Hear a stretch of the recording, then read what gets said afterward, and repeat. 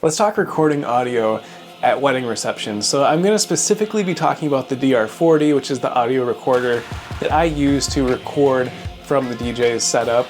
And if you already have a DR-40 and you're here just to see those exact settings that I use, you can just skip ahead. I've got a time marker in the description below that'll just take you right to the settings that I use. Otherwise, if you're pretty new to recording audio, or you haven't used a DR-40 before, you're on the fence about buying one, you might want to stick around for the beginning of this where I kind of unpack that a little bit more.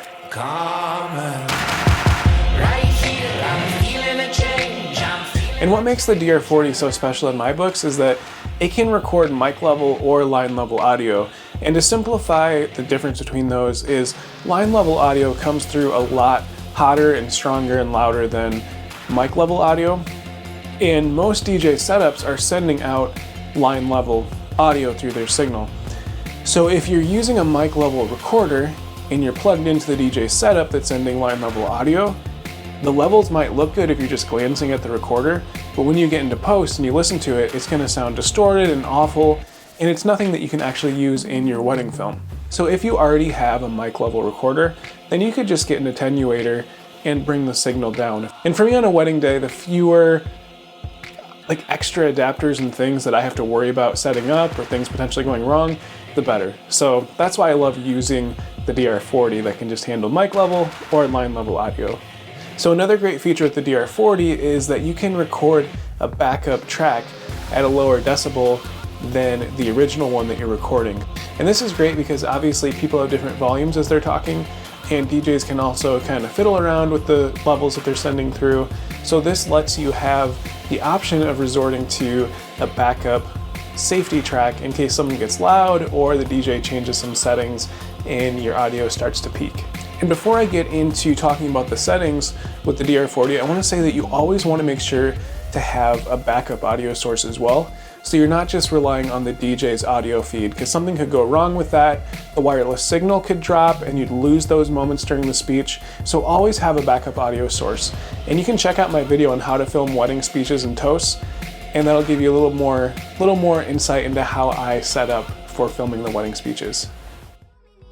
And now let's go into those specific settings that I use every wedding with the DR-40. So from the original menu button, you're going to go into record setting and you're going to choose the WAV 24-bit audio format. It's going to give you the best quality with this recorder. And then going down, you want to make sure your sampling is at 48 kilohertz, which is going to let you sync up to your camera audio a lot better. And the next one down is track increments. And if you turn that on, then you can choose whether you want the DR-40 to split up your recording as you're going, like every 5 minutes or every 10 minutes. So then in case something goes wrong with the DR-40 or it dies or something corrupts or something bizarre happens, it's gonna have saved those earlier recordings as it's going along. So what it's gonna do is it's gonna record for 5 minutes, make a recording, save it, and it's gonna keep recording continuously. So you're not gonna lose anything at like the 5 minute and 1 second mark. It's gonna keep recording continuously, but break it up into little chunks, which is just a safer way to go. And then from the main menu, going down to others, in here you can choose your file name. And I have it set to Word, and then I named it DR-40A because I have a second DR-40, so that one obviously is DR-40B. So then in post, I can go back and see which specific DR-40 that audio came from. And then in the system submenu, I have auto power save set to 30 minutes. So then I can set this down on the DJ's booth while I'm getting set up for speeches and come back and it'll still be ready to go. But if for whatever reason it's been a long time before speeches, then it'll power off and save some battery, but 30 minutes seems to work well. And battery type, if you're using the rechargeable batteries, make sure you have that set correctly. And then going into record mode, which is this button up on the top right above the record button. So the first one is record mode. You want to have that set to dual, which is going to let you record that dual safety track. And then going down to source, there's 3 different sources you can choose from for external mics. There's external in 1, external independent, and external in 1 and 2. And what they are, so external in 1, that's if you're sending one cable into the DR-40, in which case you want to put that into the left.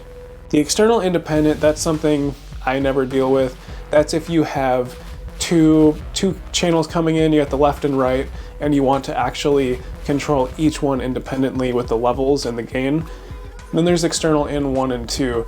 So in the event that you can get stereo audio with 2 cables coming through, you can plug them in the left and right channel. But the one that I use probably 99% of the time is external in 1, as I'm just sending one XLR cable to the DR-40.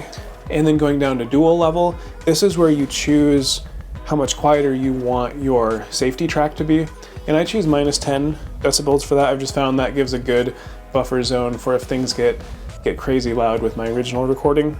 And for level control, I just have that to off because I found that with my safety track, I don't really have to worry about my DR-40 trying to make automatic adjustments on the fly to try to keep things from peaking. And then on the side of the unit, this is where you have your switch from going from line to mic and to mic plus phantom. Pretty much every wedding I have filmed, I have this switch to line because line level audio is what the DJs are sending. But if you notice that your levels are coming in super soft and you're not sure what's going on there, you've boosted the gain as high as you can go, then it might be that the DJ is sending mic level audio somehow. So then you can just switch it down to mic level and try that. And a quick note about phantom power, you want to make sure you don't ever have this switched on during a wedding. What phantom power is for sending some power back through the unit to the external microphone. So there's some microphones that don't run on batteries and they're just running on phantom power. So essentially your DR-40 would be powering that microphone. But if you're sending voltage back through the unit to the DJ setup, then you could actually damage the DR-40 or even worse, cause some damage to the DJ's setup. So this is not something you ever want to have turned on during a wedding, and you always want to double check that this is switched off of this before the DJ plugs in. So an easy way to remember to not have phantom power switched on is just imagine all these phantom ghosts coming in and just causing nightmarish situations. Then you got your hold switch, so you can start recording, flip that, and then nothing can get tampered with. And then you have your input level buttons for adjusting your gain. And that's something you'll probably have to do each wedding because DJs will be sending different levels of audio. And then to actually record, you're gonna have to hit the record button twice. So you hit it once and the record button's gonna start flashing red like that. And then you can actually then at that point see the levels coming into the recorder and look at those. But to actually start recording, you have to hit it one more time and then it's gonna go to a solid red and then you know that it's recording, and then obviously you'll see the time code going up as well. I hope this helped you set up your DR-40, and if you don't have one yet, definitely check out the link in the description below. And if you like this video, please subscribe. I've got a lot of content coming out soon, and also a lot of things that I'm super excited to share with you to help you become a master of your craft.